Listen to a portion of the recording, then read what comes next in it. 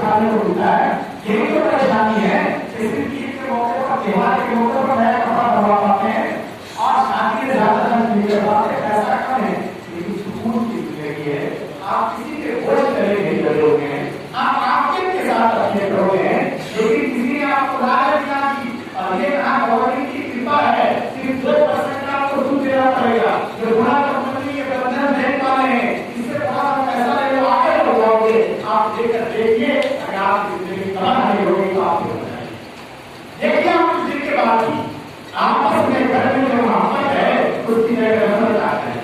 روز کے جھگڑے شروع ہو جائیں گے, طرح طرح کی بیماریاں آ جائیں گی, مصیبتیں آ جائیں گی. کیوں؟ اس لیے آپ اللہ کے بلائیں گے, نظام کو چیلنج کرتے ہیں اور آپ اللہ کے خلاف جائیں گے اور آپ یہ چاہتے ہیں کہ آپ کو آدمی ملے گی, چین ملے گا, سکون ملے گا. ایسا بالکل نہیں ہوتا. اس لیے اللہ کے واسطے اس جنجال سے اپنے آپ کو نکالنے کی کوشش کیجیے. اگر کسی نے سوچی قرض لے رکھا ہے, سوچی کمپنیوں کے خطرے میں پھنسا ہوا ہے, چاہے زمین بیچ کر, کچھ بھی بیچ کر گھر سے دور لگا دیجیے تاکہ دروازے سے پہلے اتنے بڑے وبا سے ہماری ملت کو بچایا جا سکے. اس لیے قرآن کریم میں اللہ نے فرمایا اللہ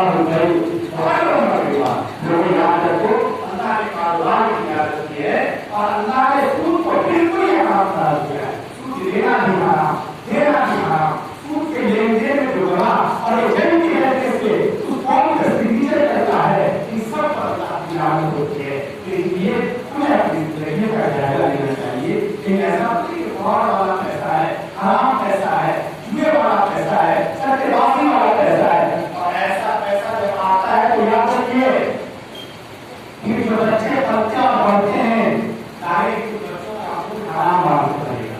جب حرام مال سے بنے گا تو بچے بڑے ہو کر آپ کی آنکھوں کی محنت نہیں بنے گی. جب بڑے ہوں گے تو ماں باپ آنکھیں دکھائیں, ان کے پاس پیسہ ہوگا, بیٹی کے لیے میرے پاس پیسہ ہی نہیں. بیوی کا بیان ہے لیکن ماں کھانتے کھانتے پریشان ہے, اس کو ڈاکٹر کے یہاں جانا ہے.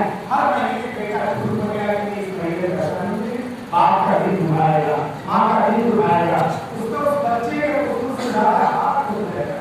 ہم نے حرام مال سے کی پرورش کی ہے, اس کا حق ہمیں بھرنا پڑے گا.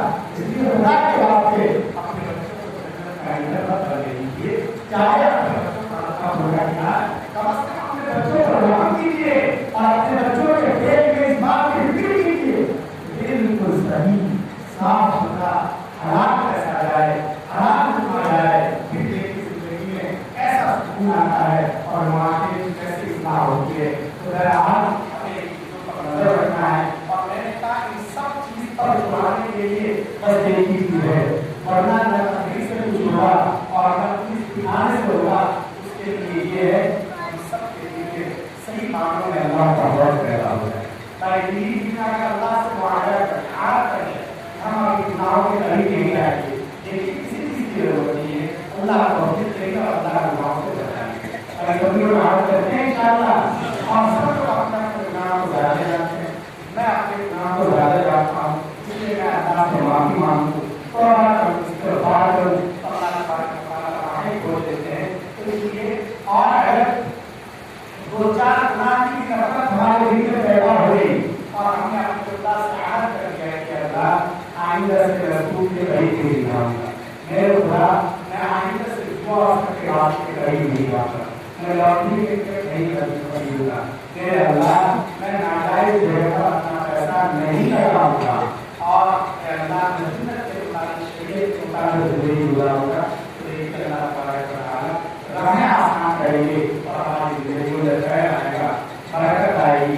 چند باتیں آپ کے سامنے رکھی گئی ہیں اور اصل یہی ہے کہ ہماری زندگیوں میں یہ سب چیزیں آ جائیں تو پھر انشاءاللہ زندگی کا مزہ ہی الگ ہے. لوگ بہت سے لوگ اپنی زندگی جیتے ہیں, لیکن زندگی کو جو ہے تو آخرت پہ یاد دیجیے, ورنہ دنیا کا کوئی ٹھکانا نہیں ہے اور ہمیشہ سب کو بھاگنا ہے, سب کو اس دنیا سے جانا ہے. پہلے سے پورے لوگ مارا کرتے تھے اور اب تو موت بڑھاپے کا بھی انتظار نہیں کرتی ہے.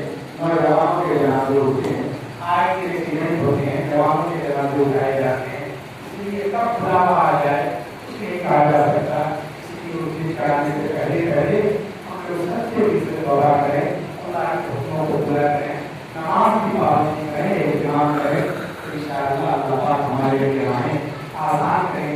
اللہ تبارک و تعالیٰ ہمارا قبول فرمائے جو باتیں کہی گئی ہیں ان باتوں پر مجھے بھی عمل کی توفیق دے آمین.